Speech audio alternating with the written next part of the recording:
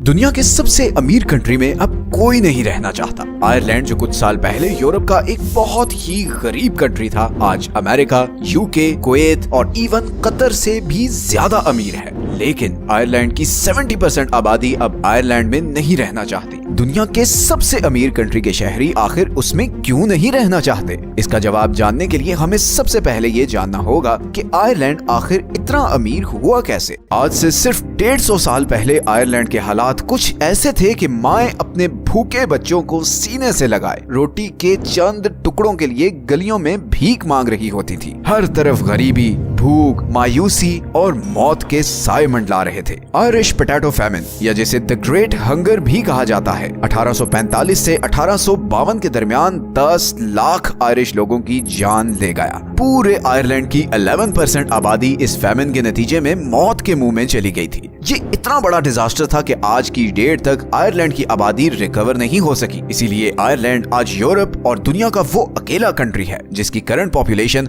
1840 की पॉपुलेशन से बहुत कम है। आयरलैंड 1922 में ब्रिटिश एम्पायर के कंट्रोल से तो आजाद हो गया, मगर अगले 50 साल तक उसके हालात कोई खास नहीं बदले। फिर 1973 में आयरलैंड यूरोपियन इकोनॉमिक कम्युनिटी का मेंबर बन गया और यहाँ आयरलैंड को अपने हालात बदलने की एक अपॉर्चुनिटी नजर आई। बेसिकली इस कम्युनिटी का मेंबर होने का मतलब था कि आप सारे मेंबर कंट्रीज को अपना माल बेच सकते थे और आपको सिर्फ एक कंट्री में टैक्स देना होगा। आयरलैंड की लीडरशिप ने सोचा कि क्यों ना इस लॉ से फायदा उठाया जाए। आयरलैंड ने अनाउंस किया कि यूरोप में बिजनेस के लिए आने वाली कंपनीज आयरलैंड में अपने ऑफिसेज सेटअप कर सकती हैं और उनसे बहुत कम टैक्स लिया जाएगा, बल्कि उल्टा गवर्नमेंट उन्हें सब्सिडीज देगी और बहुत ही सस्ती कीमत पर ऑफिस के लिए जमीन भी दी जाएगी। इस अनाउंसमेंट के बाद बड़ी बड़ी कंपनीज अपने हेड ऑफिसेज और ऑपरेशंस आयरलैंड में शिफ्ट करने लगी। Dell, Microsoft, Intel, De Beers इस जैसी बहुत सी कंपनीज हाई टैक्स रेट से बचने के लिए आयरलैंड शिफ्ट होने लगी। Tax free policies, business friendly environment और जबरदस्त लॉ एंड ऑर्डर सिचुएशन की वजह से आयरलैंड में बहुत ज्यादा फॉरेन इन्वेस्टमेंट आने लगी थी। इतनी ज्यादा कि सिर्फ 10 सालों में 1990 से 2000 के बीच आयरलैंड में फॉरेन इन्वेस्टमेंट 2.2% से 49.2% तक चली गई। टैक्सेस कम थे, सैलरीज ज्यादा थी, लोगों की परचेजिंग पावर बढ़ती गई, लोग पैसा खर्चते गए,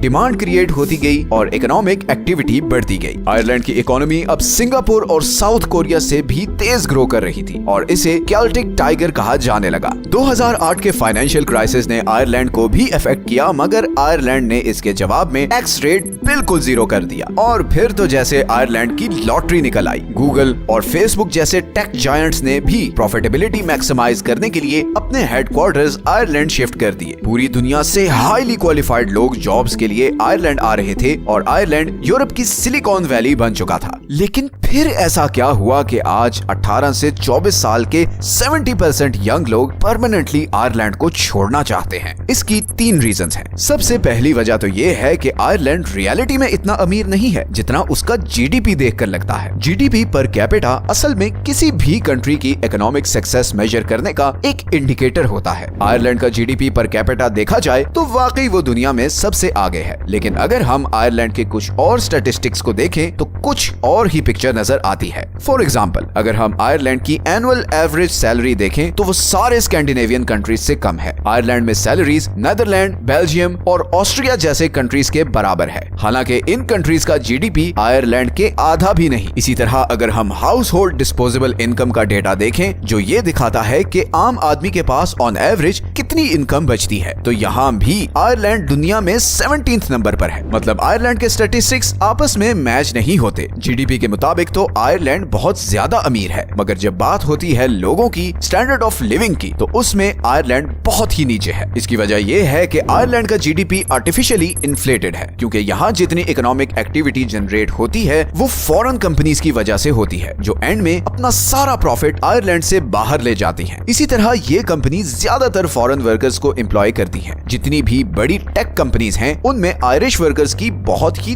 थोड़ी परसेंटेज है। आयरलैंड के ज्यादातर लोग एग्रीकल्चरल इंडस्ट्री या फिर एज अ कैशियर, सेल्स या रिटेल असिस्टेंट या फिर माइनिंग इंडस्ट्री में काम करते हैं। और जाहिर है इन तमाम फील्ड्स में सैलरीज टेक कंपनीज की सैलरी से बहुत कम होती है। आयरलैंड की जो अभी करंट एवरेज एनुअल सैलरी है ये भी इन बाहर से आयरलैंड आने वाले टेक इंडस्ट्रीज के वर्कर की वजह से इन्फ्लेटेड है, वरना अगर सिर्फ आयरिश लोगों की एवरेज एनुअल सैलरीज ली जाएं तो ये टोटल फिगर और भी कम हो जाएगा। मतलब स्टैटिस्टिक्स और ग्राउंड रियलिटी में बहुत बड़ा फर्क है और ये ऐसी चीज है जिसका शिकार बहुत से कंट्रीज हैं। जैसे इंडिया जीडीपी के मुताबिक आज दुनिया की 5वीं सबसे बड़ी इकोनॉमी है, मगर अगर हम जीडीपी पर कैपिटा देखें तो वो 140th नंबर पर है, विच मींस कि गो के इंडियन इकोनॉमी बहुत स्पीड से ग्रो कर रही है, मगर लोगों की इनकम और स्टैंडर्ड ऑफ लिविंग उस स्पीड से ग्रो नहीं कर रहे। तो जहां आयरलैंड की गवर्नमेंट पूरी दुनिया में ये दिखावा कर रही है कि वो दुनिया का अमीर तरीन कंट्री है, वहीं आयरलैंड के लोगों की इनकम और स्टैंडर्ड ऑफ लिविंग बहुत से यूरोपियन कंट्रीज से नीचे है और इसीलिए यंग आयरिश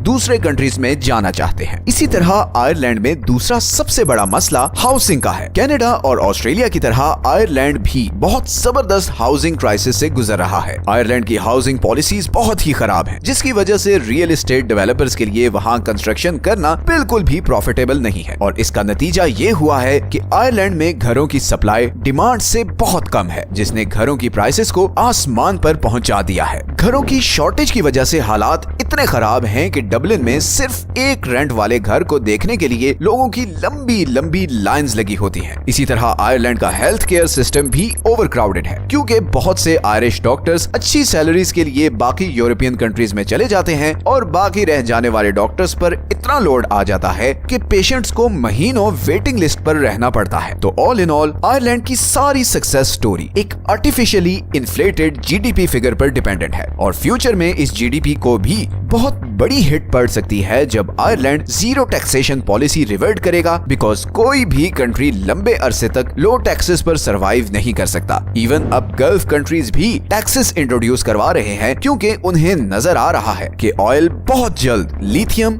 और सोडियम आयन से रिप्लेस होने वाला है। आयरलैंड टैक्सेस बढ़ाएगा तो उसका ये यूनिक एडवांटेज खत्म हो जाएगा और फिर बहुत सी फॉरेन कंपनीज वापस अपने होम कंट्रीज में चली जाएंगी और आयरलैंड की इकोनॉमिक प्रोग्रेस बहुत बुरी तरह एक्सपोज हो जाएगी। लॉन्ग टर्म सक्सेसेस के लिए अपनी डोमेस्टिक इंडस्ट्रीज को मजबूत बनाना बहुत जरूरी है। सिर्फ फॉरेन इन्वेस्टमेंट पर रिलाई करने से इकोनॉमिक फिगर्स तो इम्प्रूव हो सकते हैं, मगर ग्राउंड लेवल पर तरक्की नहीं हो सकती। ये हैं वो सारे सोर्सेज जहां से हमने इस वीडियो के लिए कंसल्ट किया है। अगर आप ऑस्ट्रेलिया और कनाडा की सिचुएशन से रिलेटेड वीडियोस देखना चाहते हैं तो इन कार्ड्स पर क्लिक करें। मिलते हैं नेक्स्ट वीडियो में एक और इंटरेस्टिंग टॉपिक के साथ। अपना ख्याल रखें। अल्लाह हाफिज।